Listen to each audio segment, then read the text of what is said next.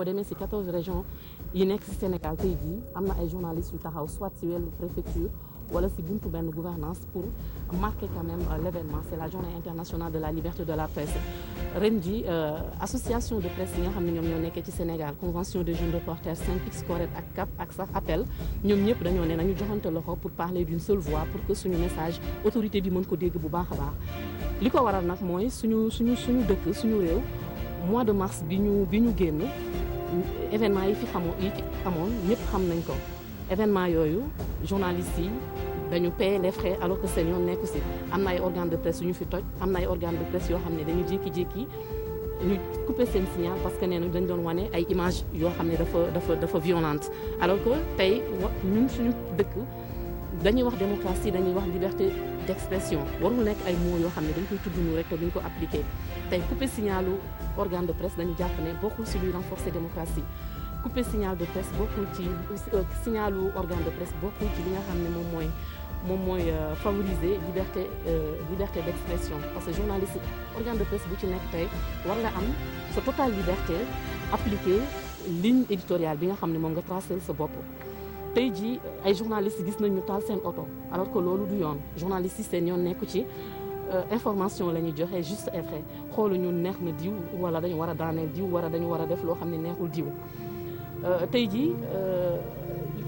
c'est très fréquent journaliste def reportage am à la minute qui suit muy essuyer ay injures ci biir réseaux sociaux yi parce que tey jii yomb na trop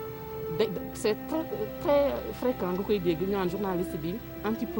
pouvoir la wala anti opposition la alors que ce n'est pas ça souvent da ngay traiter des informations yoo xam ne xëy na day neex diw naqari keneen loolu la rek mais nous notre mission c'est donner une information juste et vraie pas pour def nit lu ko naqari wala nit lu ko neex.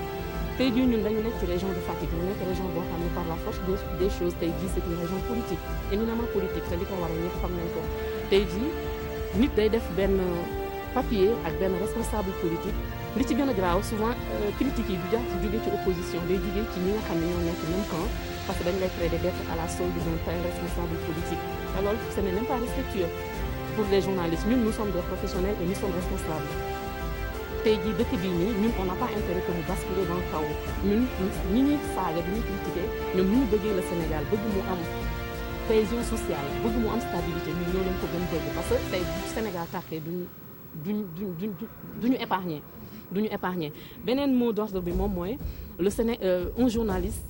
un salaire décent loolu lu muy signifier dafa bëri tey journaliste bi bu amee salaire décent parce que tey képp kuy liggéey parce que quoi que l'on puisse dire journalisme c'est un métier boo xam ni dafa laaj beaucoup de sacrifice et d'énergie ah léegi tey bu fekkee ne kooku noonu di sacrifier autant d'énergie autant de temps pour joxe les résultats yi nga xam ni moom lañ ko sas il faut mu nekk ci conditions yu baax te conditions yu bonnes yooyu noonu ñi nga xam ne ñoom ñooy jeunes reporters yi ñoom ñoo koy gënal alhamdulilah. nee nañ Sénégal bokk na ci pays africains yi nga xam ni en matière de traitement salarial Sénégal moo tane loolu la ñuy wax mais ba léegi doyul tey alhamdulilah am na journalistes yoo xam ne ñu ngi laal de très salaire yu mat tey jii nii mais dafa féete boor te pourtant ñi nga xam ne ñoom ñoo war a gën a yooyoo salaire yu baax yooyu noonu jox ñu leen ko muy les jeunes reporters tey ñoom la ñuy yóbbu sur le terrain ñoom la ñuy yóbbu si naaj bi ñuy jànkonteeg n'importe quel danger tey jii ñooñu jot na ñu jox leen gëdd bi nga xam ne moom la ñu yellool tey journaliste bu ci génn ci école wala journaliste boo xam ne xale nga buñ la defee sur le terrain fugg bi ngay wane rek mérite na tey ñun mettre la dans les conditions yoo xam ne di nga mën a épanouir ci sa wàllu liggéey tey jii waxuñu chaque journaliste ñu teg sa kanam benn oto peut-être organes yëpp mënuñu ko yàlla baax na am na organe de presse yoo xam ne quand même yi am des stations régionales ñi ngi koy def ñi ngi doté de leur personnel de véhicule pour ñuy mën di déplacer et ça c'est ce qui est normal parce que tey le journaliste devrait être tey même bu amul oto mu am assez de moyens yoo xam ne tey buñ ne ko woon am na lu am joyin mu am xaalis bu ko yóbbu mu dem ba joyin dem couvrir ko ñëwaat bañ a rek toog di laajte téléphone di woote téléphone di li parce que loolu gënul ñun suñu liggéey du rek couvrir CRD wala séminaire day laaj leen saa ñu dem sur le terrain te sur le terrain dafa laaj souvent ngay am xaalis assez d'argent à ta disposition pour di ko mën a def à temps di mën a joxe résultats yi nga xam ne moom lañ lay laaj tey journaliste war na fu mu toll dafa war a am crédit téléphonique fu mu toll dafa war a am li nga xam ne moom moo di connexion internet yooyu mooy conditions yi nga xam ne moo ko mën a jàppale ñu joxe les résultats yi nga xam ne moom lañ ko laaj tey itam dina ko protéger ci lépp loo xam ne moom mooy corruption lépp loo xam ne moom mooy yenn tentation yi ak lépp luy xeetu yabaate wala doyadal journaliste boo ko mettre dans de bonnes conditions yooyu yëpp dina ko réunir ba yu bëri ne nit matul mais yu bëri dina ci mucc. may remercier rek gouverneur di wax ne c'était pas évident au jour de lundi la yéen ñëpp am ngeen ay engagement professionnel mais bàyyi ngeen lépp ngeen ñëw déglu ñu parce que li ko waxee sax li ko jaar moo ko jaar parce que c'est une cause boo xam ne tey jii tous les journalistes dañu jàpp ne situation yi ñu nekk nii situation menaces yi saaga yi di la juger dañ jàpp ne dafa war a jeex pour que Sénégalais yëpp xam lan démocratie mun bañ a nekk un vain mot nga xam ne dañ koy wax nii rek alors que doo ko jëfee liberté d'expression nekkul saaga wala wax lu la neex liberté d'expression tey dafa laaj soo demee sur le terrain li nga gis nga wax ko tel quel